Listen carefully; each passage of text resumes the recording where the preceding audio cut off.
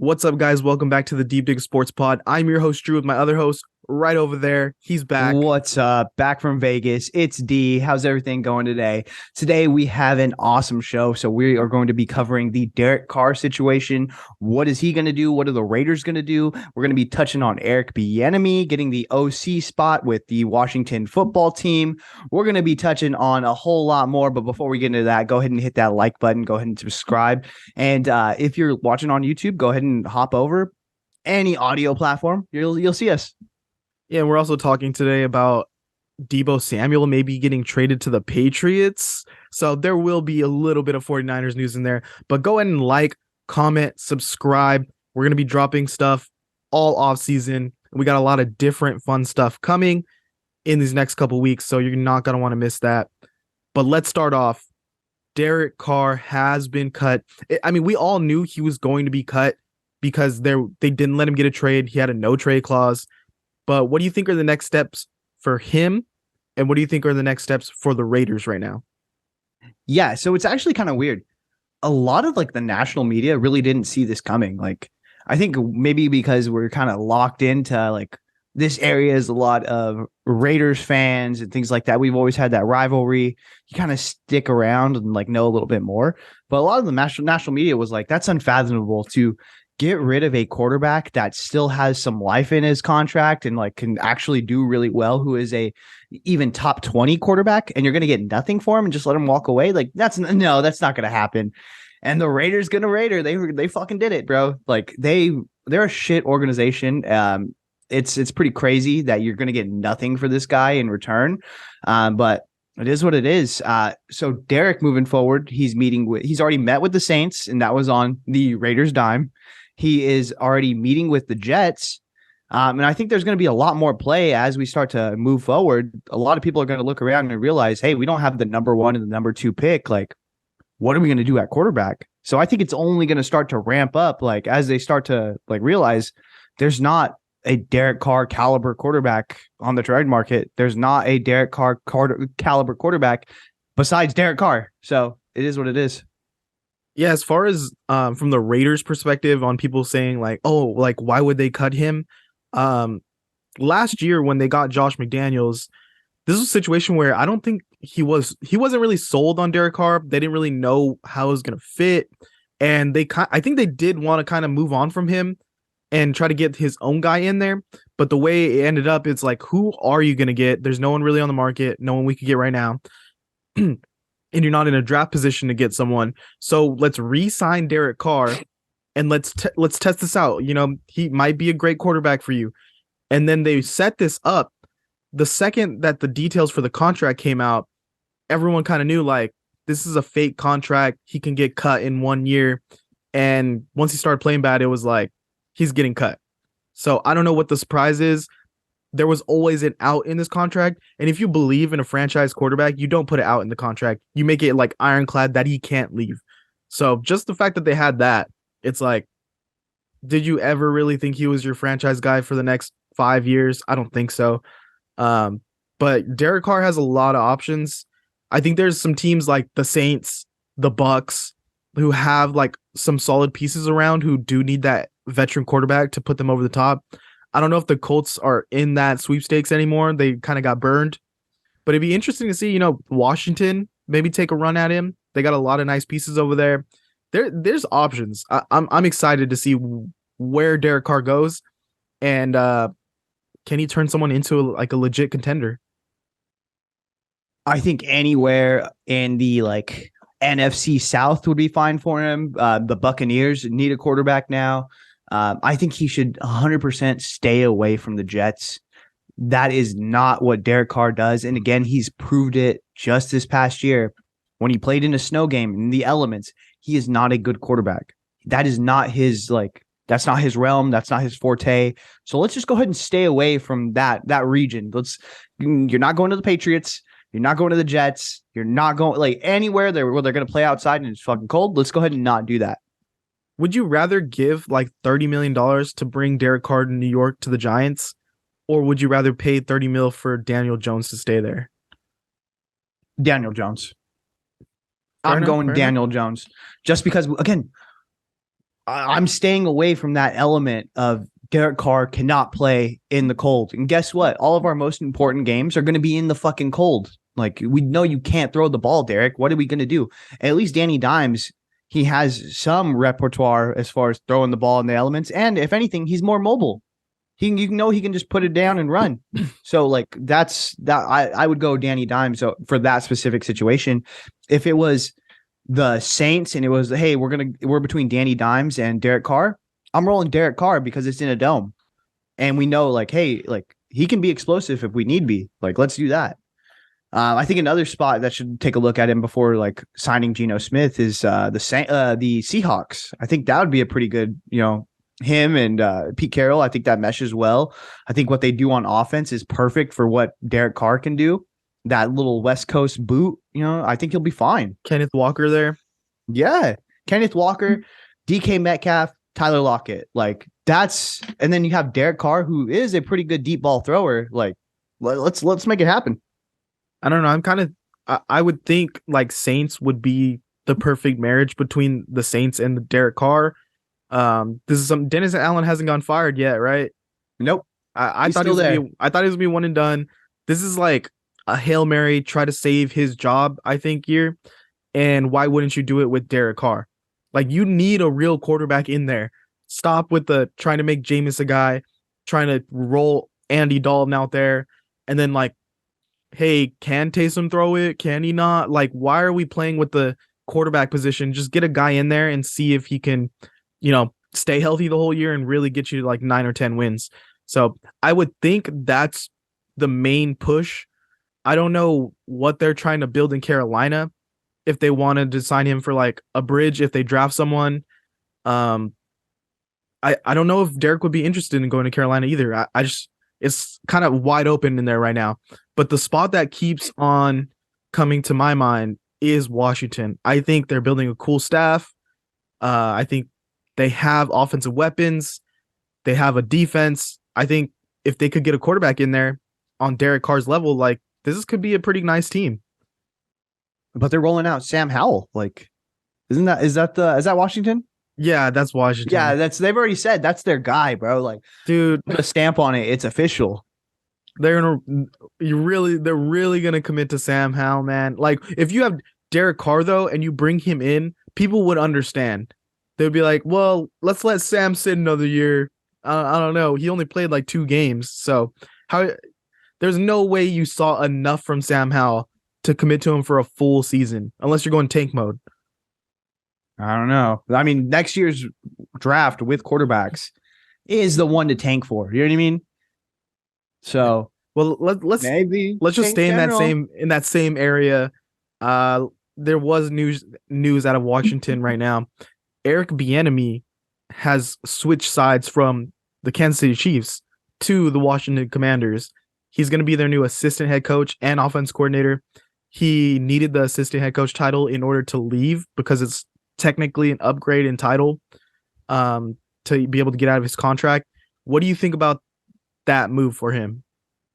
I think it's good. I think then you could see like how much of the offense he's actually building out. I think when you are Andy Reid's guy, you just don't know. Like, you know what I mean? And there is I don't know what's wrong with this guy, or maybe he just doesn't interview well. Maybe like the players just kind of, because I know with LaShawn McCoy, he had beef with him, but LaShawn McCoy's a dumbass. So like that really doesn't hold a lot of value to me. But someone I was speaking to who was a Raiders fan, even last year before they got Josh McDaniels, I asked like, why doesn't anyone really go for Eric Bieniemy? I would want him. He knows the division. He knows the main mark, which is the Kansas City Chiefs. So why don't you guys pick him up? He was like, well, he doesn't really get along with any of the offensive players, blah, blah, blah, this and that. I know we've seen Travis Kelce and Pat Mahomes come out and say like, that's not true, but why? Like if anyone should at least get a head coaching spot after interviewing with so many teams. So I really hope this is the edge that gives him like, I'm proven I'm doing this by myself. Here's my proof. Like I can, orchestrate a really good offense. And I think you're right. I don't think he wants to roll out with Sam Howell. I think he would want to bring in a guy he's actually familiar with. He's seen Derek Carr 2 times a year for the last however many years. Like he knows what he is. Yeah, I think saying, "Oh yeah, Sam Howell's our guy going forward," could be kind of a smokescreen a little bit. Maybe they do want to move up in the draft and see what they could get. See if they could land like a Will. Is it Will Levis or Will Levi? Will Levis, to see if they could get something like that, or like is it Anthony Richardson from Florida? If they couldn't get in the mix for someone in the top 10 and just like trade off some assets and get a young guy, because I don't think Sam Howell is as good as the top 5 quarterbacks in this draft. No, I just don't see it. Yeah, he carved up the Cowboys the final week of the season, but he looked terrible the week before. It's just too early to tell. Like, if he was that good, why wasn't he playing all season when they for sure didn't believe in Taylor Heineke? If they didn't thought Howell had something special, they would have probably played him earlier in the season. And Taylor Heineke, I think, is the guy that's really getting thrown under the bus here for Washington, because if he played the full season, I think they would have been playoffs. Yeah, it was really weird when they pulled him out of that 49ers game. I don't think like that was Taylor Heineke's fault. And why go back to Carson Wentz, who this doesn't work. Like, multiple teams know that this guy doesn't work anymore. So why are we going to keep pounding this? But again, maybe just the number one pick, you know what I mean? Thing like, hey, like he was a first round draft pick. We got to roll him out and we got to see what we can do with him. But I don't know. They need to figure it out. You think you're going to find magic in this guy after like he's been 2 separate regimes have given up on him? He's just let down. And you think like, hey, against the 49ers in the second half where we're getting blown out, this is when he's going to turn it all around. Everything's going to fit together perfectly. Like, that was such a dumb move. And I think if they just stuck to their plan, let Heineke roll through the whole season, he just has an it factor. He doesn't have the talent. He doesn't have like a crazy good arm, but he has this like Tebow winning effect where the team rallies and believes in him, and he can carry to an ugly win. And so I thought they were on the path of playoffs, but then they got weird in the quarterback room. And then Ron Rivera didn't know that they could possibly get eliminated in 1 week when they lost. So he should have been fired. I thought he was going to be fired. But yeah, I think they could be a very exciting offense. They have Scary Terry. They have really good running back play. They get a really solid tight end in this draft, or maybe get one in free agency, like a Dalton Schultz. Like, I think that could really step it up if you have really good quarterback play. It's weird.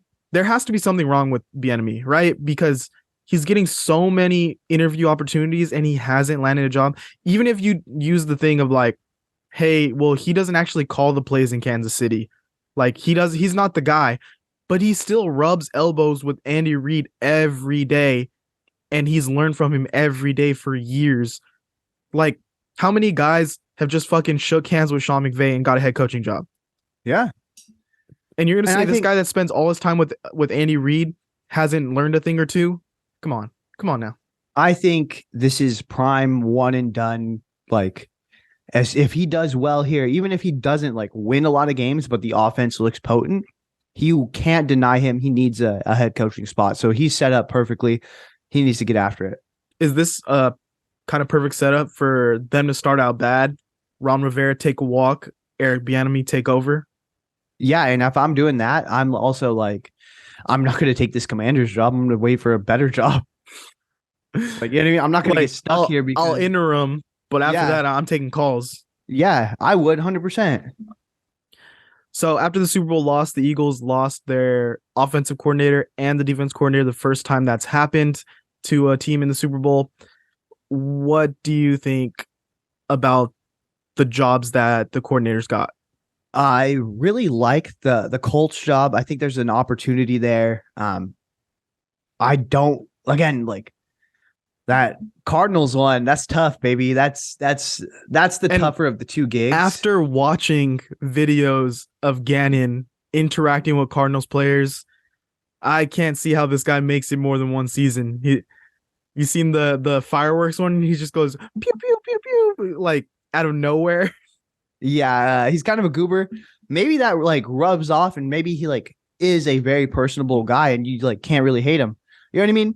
So we don't know how it's going to play out as far as that. I have a hard time seeing that mesh well with Kyler Murray. But hey, you know what? He's not an offensive guy anyway, so I would have it's going to be loved to interesting. watch inside of that Eagles coaching room with this fucking character and then Sirianni. You remember his first press conference where everyone thought he was a dumbass? Where he was Yeah. just like, we're gonna simplify but make it better, but complicated and simplify. Like both of Make these it so Sirianni. it's complicated for them, but it's simple for us, baby. Sirianni off to a terrible start when he first got there. This guy, I think, cringe as fuck, off to a terrible start. Just personal, like being personable. It's going to be interesting to see like who else they take from that Eagles organization, because we've seen it with the 49ers when guys go.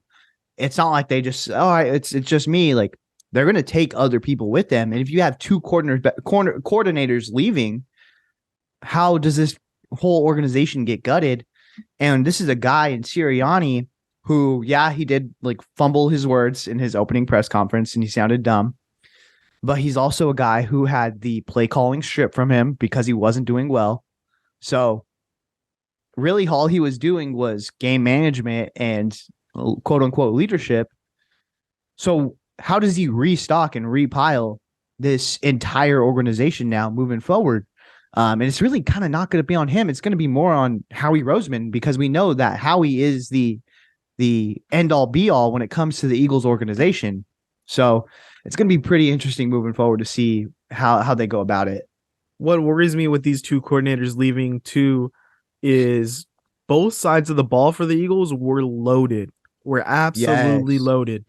Yes. And so how do they perform now with a depleted Cardinals roster, with a Colts situation that doesn't have a quarterback, and their offensive line was banged up? We'll see what they improve there. But they're going in a complete 180 in the level of talent that is in the important positions on their teams. But the one thing that Steichen has that Gannon doesn't is he's already like did a complete 180 of Jalen Hurts. So he's built up and knows what it takes to really, one, scout the talent, and two, build on that talent and make improvements. So I think if they get a young guy, they're willing to roll with it. If they get a vet like a Taylor Heineke who, gets kind of cast off, they can make do for a year or two until they really find their perfect guy. What if they, again, bring in a vet, see how it goes? If they tank, then they get Caleb Williams next year. Like, dude, then he's up, he's running and gunning. Like, let's go. Yeah, I think I said last year Dennis Allen was my number one guy for being one and done. I think it was arguable he could have been one and done this year, but this going into this next year right now, Gannon is my number one for going one and done. I think it's just the team's not good. They're not going to have Kyler for a full season. So what do? Maybe they bring in like a Teddy Bridgewater or someone just to be the quarterback for 10 weeks, 11 weeks and try to stay afloat. But even then, it's like DeAndre Hopkins wants out. JJ Watt's retired. Their defense isn't going to be as good. Their offense was old already with AJ Green and DeAndre Hopkins now leaving, and they didn't really have a run game. So I don't know. It's just like, who are you going to get to be your offense coordinator in Arizona to really fix things and make it a potent offense? And this guy Gannon still has to prove himself as a head coach, and he has to prove he can make this defense work with less talented players. Yeah, and even if you look at the Cardinals last year, I don't think they should have been as bad as they were, because they had playmakers at every single level. They had Budda Baker, they had Xavier Collins, they had JJ Watt. Like, so it's a lot of pieces, and you just kind of mix it in. I think it was more of a leadership thing. I think that's just kind of been Cliff's entire bag in his coaching career. Can you like hold guys accountable? Who knows? Like, you know what I mean? I think that's going to be the main thing, is building out a culture now of like, hey, we've got to turn this entire organization around. We're going to hold people accountable. Subpar is not going to cut it here, and I need effort. So I think that's going to be the main thing about this year. I think he is given a grace year just because Kyler Murray is not going to be a part of this season. I think you can tank. And again, I think if you tank, like next year has a crop of quarterbacks that's looking pretty nasty. Like if you get one or two, do you start to evaluate like the Chicago Bears are right now? Do we really want Justin Fields, or can we make the hop over to someone and restart this contract, give ourselves our own quarterback and really tie us to this organization? Or do we stick with Kyler and trade down and give ourselves more picks to build around Kyler Murray? So I think it's going to be pretty interesting to see, how it plays out. And if you hire, I think you have to go an older offensive coordinator. If Bill O'Brien had been available, I would have pushed for Bill O'Brien. You have to have someone that is not young and up and coming, because the young up and coming guy, if you do really well, he is plucked. He is going to be a head coach. So it's going to be really tough to balance that out. I mean, here's the main reason I think he's going to be one and done, because what's stopping them from being like, okay, we're going to give you a gap year. Whatever happens this year happens, and then next year is like we're expecting it to be better. What if they get through a bad year, they win 3 or 4 games, and then like Eric Bieniemy's looked amazing in Washington, and it's like, well, I mean, he wants to come over here, so sorry, dude, you got to kick rocks because this guy's gonna give us more dynamic offense. So what if there's like a candidate that pops up, and it's like, hey, you look bad all season. This guy's over here killing it as a coordinator. Let's just bring him in and replace you. Yeah, that's true. Very true. So I definitely could see that happening, because it's tough to stay excited about your head coach in like a year like that, where it's, no, don't worry, just lose as much as you want. We'll figure it out, and we won't fire you. Wink. Like, and Bidwell has done that. Like he's been like, Cliff is going to be here for the long haul. Boom. Steve Wilkes is going to be here for the long haul. Boom. So we know Bidwell is that type of owner, where he is going to chop heads like really quick. He's not going to let things develop. Yeah. Last thing we want to talk about here. Did you see actually, let me pull up who said this, because I thought it was pretty ridiculous. I am James Stewart mentioned on Felger and Maz. These are radio shows that the Patriots may be sniffing around on wide receiver Deebo Samuel this offseason. What do you think about a possible trade to New England for Deebo Samuel? Not this year. It ain't happening. There's no chance. Like his dead money doesn't make sense. And plus, like, he's still a pivotal like component of this offense, even though they have a Christian McCaffrey. And I was thinking it too, like, oh, like once we got Christian McCaffrey and McCaffrey started rolling, and there was a stint where Deebo was hurt and was sitting out, I was like, do we really need Deebo? Like, we have kind of everything we need right here with just these guys.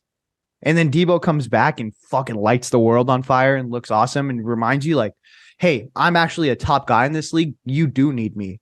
And so it's like, you really want to get rid of that guy? No, you want to keep him as long as possible until it makes sense. Yeah, just let's live in a reality where it's possible to make this trade, because it's not possible. The dead cap would be ridiculous for the 49ers to trade Deebo Samuel right now. And we don't have money to sign another receiver. Right now, Deebo is a huge part of our offense. It's literally not going to happen this year. And if they do trade Deebo this offseason, I'll air fry a shirt and eat it. Like, did you see that guy finally ate a shirt? No, he ate it? Yeah, he ate it. He posted a video on Twitter. You guys, I don't remember his name, but if you air fry shirt guy, just look it up on Twitter. Yeah, air fry shirt guy who said the 49ers win, go 13-4. He ate a shirt finally. But this is an impossible trade. It's not going to happen this offseason. But let's say it is possible. Like, let's get rid of money. Who do they even want from their team? Yeah, who do they want? Like, what makes sense? What draft picks would they get? Also, who would we replace Deebo Samuel with? Because I do think there will become a point where the 49ers not necessarily don't need Deebo, but he won't be as crucial to the offense as he has been, because we have great running backs. We have Brandon Ayuk, who's young. Jawan Jennings, we better keep him. if we could get another receiver in there, another young guy to continue to develop this wide receiver room, I think it does become like, hey, well, Deebo doesn't have to carry the ball, touch the ball 25 times in order for us to win. So I could see his costs kind of outweighing the amount of production we necessarily need from him at some point. Yeah. Because then you worry about his injuries too.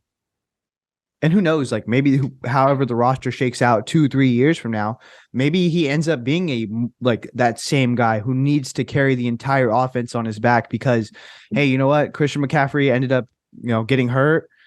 We don't have Elijah Mitchell anymore. And Brandon Ayuk, just commanded such a salary that we couldn't keep him. So like Deebo, it's all on you. We trust you. In Deebo, we trust. You're the offense now. Then that makes sense. But while you have all these pieces, look at Ray McLeod looked good on jet sweeps. He looked good running routes. A guy like Danny Gray, who has so much speed, and I think with a Brock Purdy or Trey Lance, that better suits his game rather than Jimmy Garoppolo. You know what I mean? Well, I know once Trey Lance went down, everyone was like, all right, well, there goes Danny Gray's season 2. You know what I mean? So I think with either of those guys in Trey Lance or Brock Purdy, that opens up the door for Danny Gray. And who knows, you just constantly are drafting at that position and you're constantly looking out for free agents. Who knows what they come up on? Yeah, because I'm thinking who's to say in 2 years, 3 years, you would rather pay Brandon Ayuk than Deebo because of the style of play, the age, and the injury history. Yeah. Because you're going to, we get to 2 more years on this Deebo contract, and then we're going to see, okay, can he stay healthy, really? Is he still as productive in what we ask him to do? And how's Brandon Ayuk looking? Is he looking like a legit number 1 receiver? That way we give him his bag. We kind of let Deebo walk, and I just think he's not going to age well into his style of play. Is what I'm thinking. So are we really going to keep him until he's 32, 33? Well, even then, think about okay, yeah, as you start to win, more and more players from your team want to get paid, but also the other side, free agents want to come. I've seen what you've done with Deebo Samuel. If I'm Curtis Samuel, I want that. I will do it for less. If I'm what's the guy from the Jaguars name? Laviska Shenault. If I'm Laviska Shenault, I want in on that. I can do it too. So you're going to start to have these guys pop up that, hey, you know what? I'm going to do it for less. And we can get rid of Deebo and you can have me plus another guard. Cool. Let's go ahead and do that. That money makes sense. You know what I mean? Mm-hmm. So there's always that give and take when the organization, as they start to win, players are going to command more and more dollars, which is, again, good for them. I want Jimmy Ward to go out there and make a bag. I want Jimmy Garoppolo to go out there and make a bag. But there's also guys that want to prove themselves and want to be on a winning team and will do it for way less money. A guy that I was thinking, that would be cool in 2 years if he wanted to take a pay cut and come here is a Brandon Cooks. But I don't think Brandon Cooks would do that. He's about his bag. He signed a massive contract with Houston and then wants to complain that he's stuck there. But so I don't think he would take a pay cut to come to a winning team. But, a veteran receiver like that, like how AJ Green went to Arizona. Yeah. Something like that where, you know what, let's get you in here for a year and let's, see if we can make something happen. Because in a couple years, I just don't know if the 49, they were already hesitant to pay him so much this time around where he's kind of in his prime. And so next time around, I just don't see a future where the 49ers are just keep extending Deebo again and again. But as of right now, he's, I want to say a top 10 player in this league. And he's you ride with offense. That. Yeah. And so there's no fucking way we trade him this offseason. A lot of people do underestimate the Shanahan, the quote unquote Shanahan offense and what it means to play in all these big games. And you look at a guy like Emmanuel Sanders, who just retired this past year and is already saying I wish I would have stayed in San Francisco. I kind of fucked up by going out and getting my bag because we really could have been something special. I could have been something special. Instead, he goes to another team. I think it was the Saints after that. Yeah. And he just didn't play in a game that meant anything anymore. Just faded into irrelevancy. Yeah. So you always got to factor in those things. The grass isn't greener on the other side every single time, you know? I really believe that Ayuk can be our number one, and Juwan Jennings is pretty a solid receiver. Like he can be a number three. We bring in a veteran number two. If we were to lose Deebo at some point, I think that's pretty solid. And then who's to say Danny Gray doesn't turn into something special? Because when we went to training camp, he looked like the best receiver on the field. He in person, watching him in training camp, he was amazing. Yeah, but the best guy is Deebo Samuel. You've seen how he can shoulder this offense, and you always want that in your back pocket. You just want a guy. It's so rare in the NFL to have a LeBron James, a Kevin Durant who could just take over and don't worry about it. I got us. And we have two of those right now in Christian McCaffrey and Deebo Samuel. Like that's super valuable. Let's keep them together as long as possible. Yeah. So no, Patriots, you're not going to get him. But there was another story that came out. Mac Jones possibly on the trade market. Apparently, we heard all the rumors and stuff going around about the relationship between Belichick and Mac Jones not being the best. We actually did a video on that if you want to scroll back. But they're saying that Belichick believes there's not a huge drop off between Mac Jones and Bailey Zappi. Do you think there's a trade market for Mac Jones, and do you think they should make that trade? 100% yes, there is a trade market for Mac Jones. I'm going to say that with my whole heart. And we've seen how he looked with a competent offensive coordinator. Like we know what that is, and he looks good. I think that Josh McDaniels would 100% want him. I think that as you start to move down, it's going to be like less and less. I think a guy like or a team like the Seattle Seahawks would be nice with him. I think that the Houston Texans would want that if they don't draft a quarterback of their own. If they just decide to like, hey, let's steadfast and let's right this ship. We have too many holes to just throw a rookie quarterback out here. Let's get Mac Jones. Let's acquire a bunch of rookies and let's really build this out. And I also think the Buccaneers, I think they would like that. So 100%. I do see the argument like, okay, well, him and Bailey Zappi, it was kind of neck and neck. Well, they're both playing with, kindergarten offense. Like a guy who'd never been the offensive coordinator was drawing up plays. Like I think me and you would have had the same level of success. Like it was kind of bullshit. And I think Mac Jones was super vocal about it. And that's what Belichick doesn't like. He's not standing in line doing this. The only reason I don't think he's going to get traded is because Bill O'Brien. Bill O'Brien is a guy who really likes Mac Jones. He was saying that Mac Jones actually taught him the offense in Alabama when Bill O'Brien got that offensive coordinator spot. So you don't think Bill is like, dude, or O'Brien, B.O.B. is like excited to work with him again and being like, yo, like I know Mac, like he's actually super smart. He's super talented. If you give me him, like I could ride this out. What are you talking about, Belichick? So I don't think he's going to go anywhere. Here's two trades that are never going to happen, but I would love for it to happen. Mac Jones to the Packers.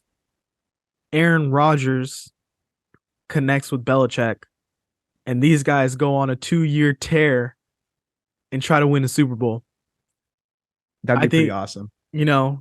Go from Tom Brady to Aaron Rodgers and try to stack up those rings even more. I don't know. I kind of want to see that. The other one, which isn't possible, but this is where the Broncos fucked up, is they're locked into Russell Wilson. But Could you imagine if they were able to trade Russell Wilson and get Mac Jones paired with Sean Payton right now? I feel like that's such a perfect match. And they actually have weapons in Denver that would suit Mac Jones. I think it just makes too much sense, but they can't do the trade. Maybe rivals become friends and Dable goes out and gets him. Possibly. Yeah, I think a lot of places would fucking love to have a Mac Jones, just a solid quarterback between 15 and 20 and who can improve. And we've seen he did really well his rookie season. Yeah, he didn't do well last year, but none of us would have.